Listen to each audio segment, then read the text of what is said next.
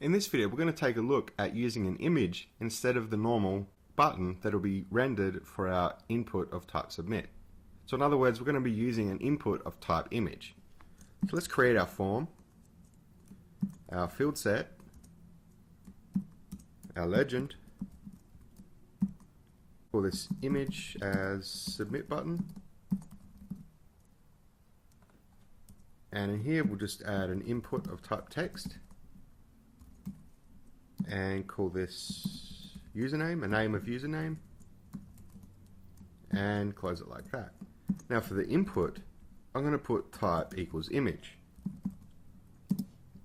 And now we need to put in a source attribute. That source attribute will be a relative or an absolute file path or URL. As you can see, I've got an images folder. If I open this up, I've got a button.png file. So we need to navigate this directory structure.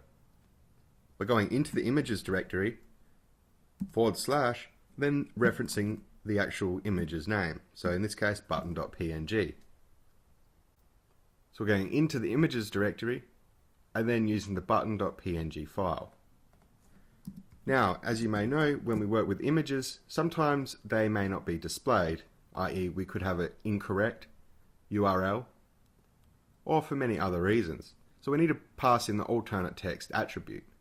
For this, I'm just going to put submit. So in the case that our button cannot be rendered, we will still have some text saying submit.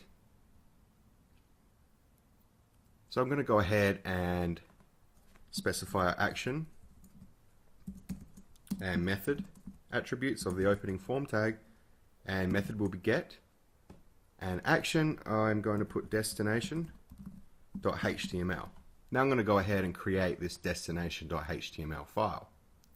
Going right clicking on our HTML directory, selecting new file, and typing in our file name, destination.html.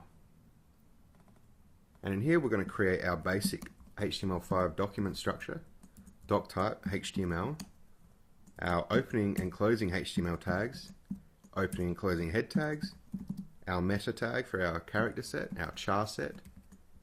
Our character set equals UTF-8, and our title, we're going to put in destination, then our body, and then I'm just going to enter in some text saying this is the destination.html file. Let's go ahead and save this and head back over to our forms.html file.